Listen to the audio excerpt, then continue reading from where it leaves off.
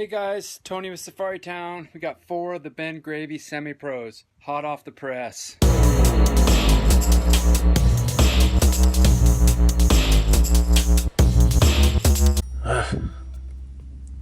For the dream. Good morning, NUB Oh, I'm not vlogging. I'm still asleep. Ah! What is that? What is this thing, a rat? Oh, it's Junebug. Hi, Junebug. Good morning, Junebug. Junebug, I have to take you out. All right. Decently warm out. Wind's offshore. Waves should be nuking. June, that's inappropriate. Before surf, though, we need coffee. Beautiful. I am now stoked. Let's go surf. Judging by the forecast, it should be 4 to 5 foot and offshore perfect barrels. We are about to go get some GoPro point of view epicness this morning. Good morning, NUB Nation. Does that sound good? Good morning, NUB Nation. How do I always say that? Why do I always get so confused about the simplest stuff? We're going surfing. Can't worry about this now. Gotta worry about making barrels. If I don't make any barrels, I don't get any views. If I don't get any views, I don't get any money. If I don't get any money, I can't make a video tomorrow. Okay, barrels, views, money, barrels, nuking. Good morning, NUB Nation. That was better. Gosh, I'm out of my mind. We're here. Gotta get the board, gotta get the wetsuit. Let's do this. The waves are pumping. I can tell the wind is offshore. The ocean is pristine glass. Let's go. Come on. The waves are gonna be pumping. I can tell. The waves are gonna be off the hook. The waves, it's nuking. It's, oh my God. It's flat.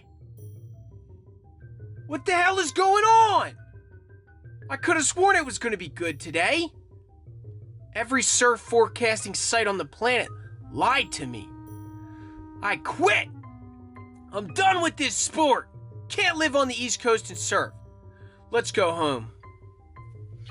At least I still have my coffee. I love you, coffee. Thank you. Okay.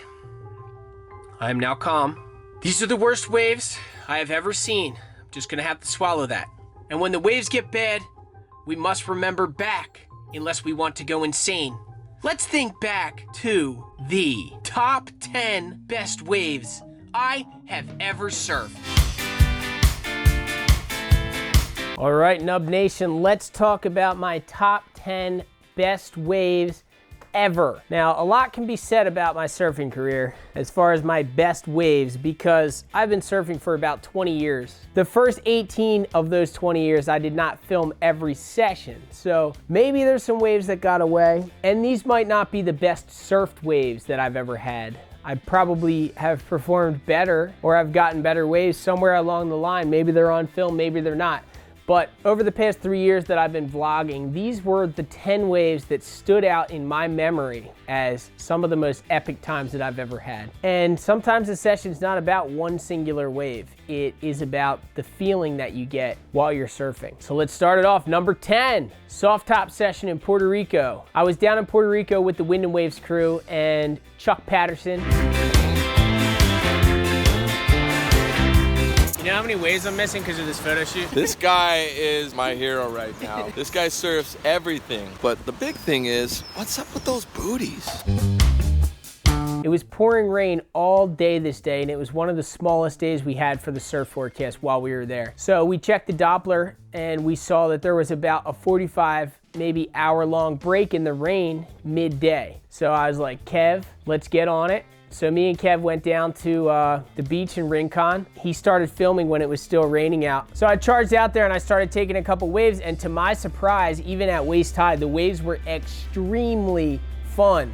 So I got a couple waves, I did a couple pretty solid combinations, and then just this random wave came in and I zipped down the line and I found this crazy random section and I just popped in air, and I never thought I was gonna land this thing when I started busting it, but it threw me out into the flats and I spun an air reverse, and it was just pretty epic because I was riding a 4'10" Wave Bandit soft top. So it was just something that I never expected to happen. So the reason that that wave is on my top 10 list is because I surprised the hell out of myself. Let's talk about number 9, surfing in a river in Montana. Now, the reason that this was so epic is because it's got to be the longest and best river wave I've ever seen in my entire life. I was driving around the country with my older brother, the amazing Hob, and we had been driving for about 14 hours, non-stop, super aggro. We were both kind of on the edge, just like, this is insane. We're driving out into the middle of nowhere. Nothing's going on out here, and we were just super stressed out. So we met up with this guy named KB Shreds out in Montana, and he walked us down to this wave literally in the middle of nowhere, like an hour from the closest town. And we crossed these train tracks. There was actually a train that came by when we were walking across the tracks.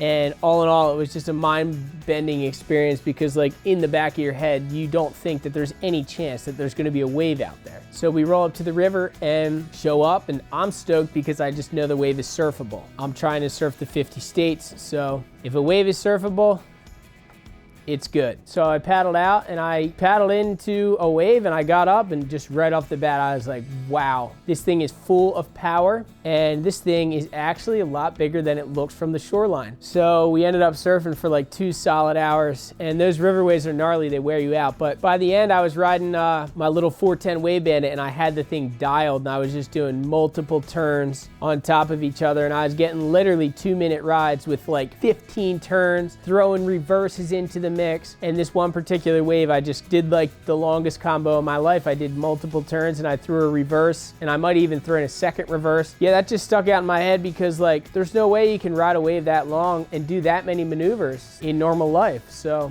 I just feel lucky and grateful that I was able to go to Montana and find that wave, and that I was able to share the experience with my brother.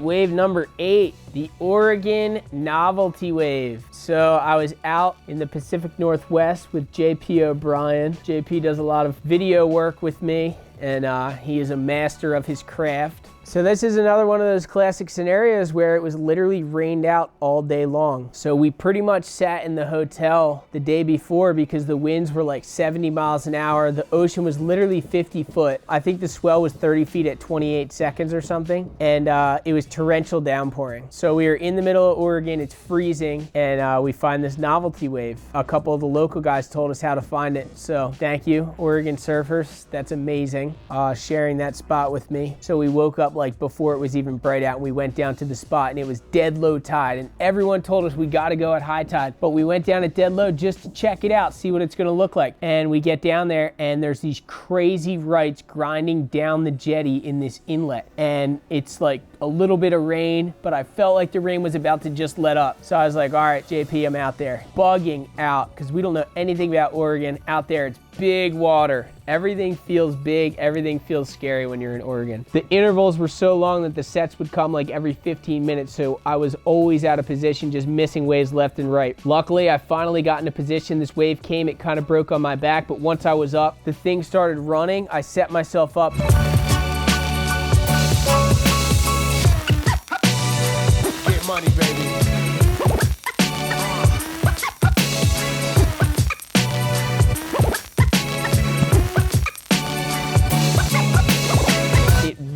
post up next to the rock. Super gnarly, shot me through, and I just got like a full minute and 20-second novelty ride in Oregon. And one of the best experiences of my life, because I went from like terrified, scared to like, wow, full-blown elation.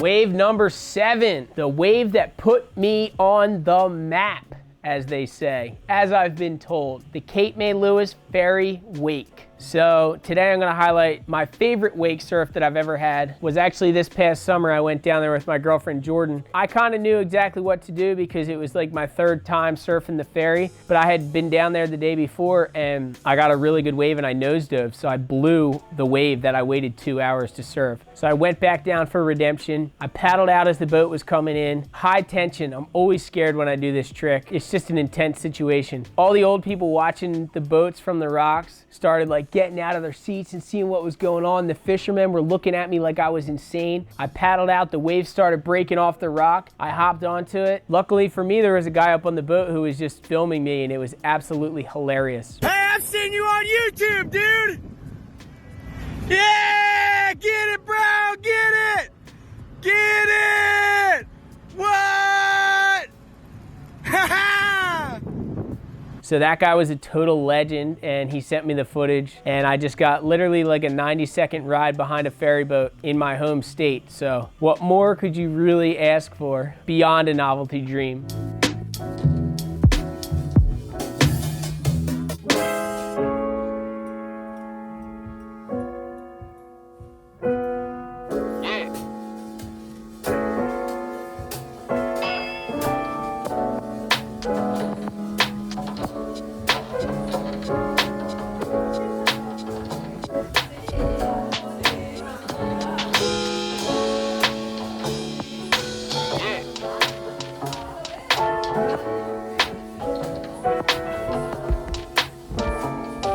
All right, number 6, getting barreled at the wedge. So it actually wasn't necessarily the wedge, it was a right coming into the Wedge Peak, which is a spot called Cylinders. So the reason that this wave was so special to me is not because it was the gnarliest barrel in my life. It wasn't like the greatest thing that ever happened to me as far as wave quality. But the reason that this wave was so special to me was because you think of the wedge and you think of how gnarly it is and I have all these ideas in my head of like, oh my God, I'm going to the wedge. Am I gonna be able to do it? Is it gonna be massive? Am I gonna be scared? So on and so forth. So I get there and I just so happen to float down the Cylinders and check it out. I saw Shreddy HB out in the water, absolutely killing it. I lucked into this chip shot right and I dropped in, pulled in, got behind the wave, it bowled up perfect and I came out and I was just really stoked because my friend Nikolai was on the beach, Casey was there. I was lucky enough to have Jacuzzi Surfer filming, so he captured the moment amazingly. And it was just one of those things that was just an awesome experience for me because I came out of the wave after all this lead up to the wedge and I actually made one. So stoke was on.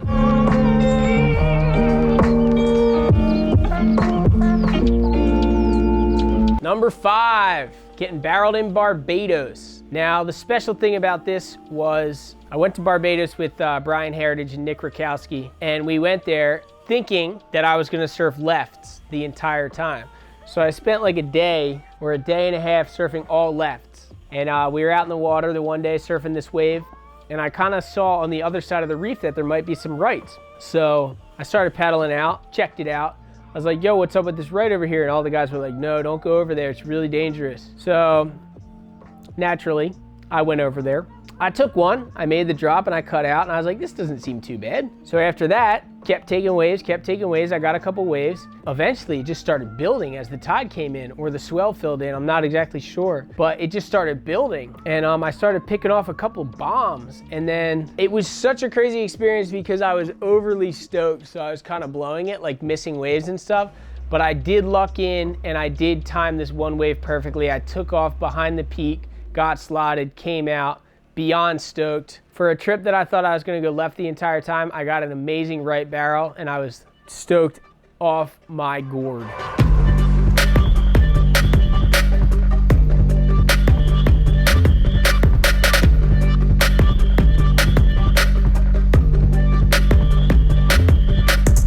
All right, number 4, getting barreled at the Belmar Pro. Now, the reason that this wave is so special to me is because all the boys were on the beach. Rob Kelly, Zach Humphreys, JP was there, the Moose was there, Dilly Dally was in my heat. It was just like pure stoke session. Randy Townsend, Logan Hayes, everybody was just on the beach. Like, we were all just cheering each other on in our heats and stuff, and I'm a terrible contest surfer, so whenever I go into a heat, you know, like, I have the nerves and stuff, and I'm always losing and getting knocked out. But this particular day, I went out, and it's perfect New Jersey waves. A little bit walled up, so they were kind of closing out, but I was watching Dallas and Kevin Schultz from down the beach just getting shacked on these lefts. So I was waiting my turn, and I finally turned and went on this wave, and it was just a gigantic wall in front of me, and I thought there was absolutely no shot. But I dropped in, I pulled into the barrel, I was hanging out behind the curtain, a couple pumps, and the thing just took a little breath and just let me come flying out. All the boys on the beach were cheering for me, everybody was stoked, and then I followed that wave up by doing a snap and a truck driver. So I got like a 9.5 on one of my waves, and then I got like an 8.5 on another wave, and I actually ended up winning the heat, which never happens to me. So that wave was just really special because it was like, I did it in a contest under pressure with all my friends on the beach cheering me on. So super epic.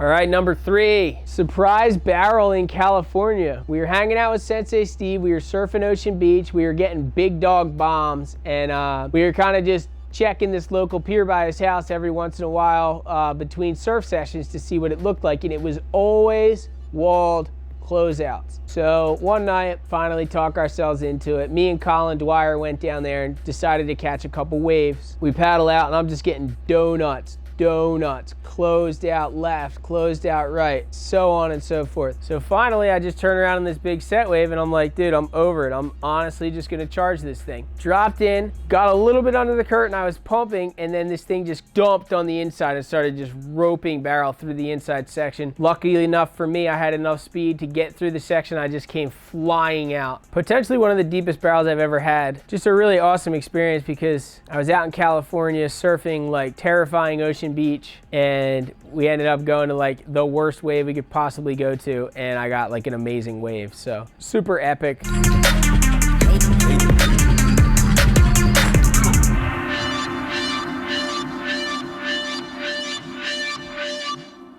Number 2, Northern California slab.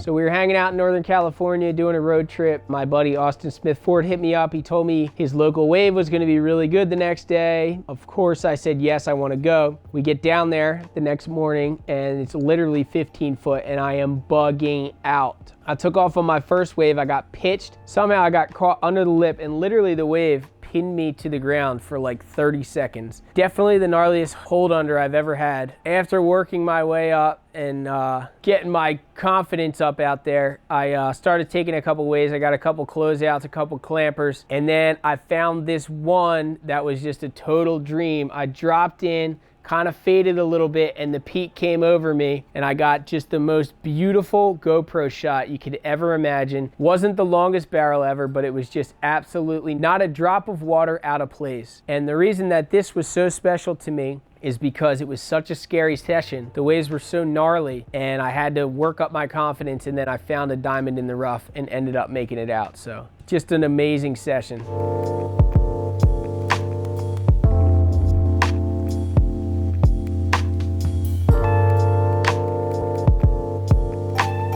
Number 1, last year on Halloween Eve in New Jersey, I was surfing with the boys. You know, it was just another average day on the New Jersey coastline, getting a couple barrels. The waves were absolutely pumping. And all of a sudden, lo and behold, who paddles out into the lineup? None other than the GOAT, the absolute GOAT, Kelly Slater. Heavy. Paddles out on a random day in New Jersey and just so happens to paddle out at the spot that I'm surfing. And of course, all the boys were tripping because what are the chances of that? I know I can pretty much state factually that it'll never happen again. So the fact that I was there was absolutely mind-bending. And on top of that, I got a really, really good New Jersey barrel during that session. Kelly was talking about bomb drops. He was being classic. So we had a couple funny conversations out the back with like me, Kelly, and Sam Hammer, and Ryan Daly. Gessler was out, Alex DiFilippo was filming, Ryan Mack got the most epic shot of my wave, and Chank Little was getting the clips too. Just an amazing session to have Kelly Slater surfing in my home state, and I actually got this wave. And to me, that's the #1 best wave of my life, because maybe it wasn't the best wave I've ever ridden, maybe it wasn't the deepest barrel I've ever gotten, maybe it wasn't the biggest wave ever, but just the scenario and the feeling that that session gave me, because I was surfing in New Jersey with Kelly Slater, and I just so happened to pick off a bomb and get barreled off of my noggin. So the dream was officially fulfilled. That was the most legendary session of my life. So that's #1.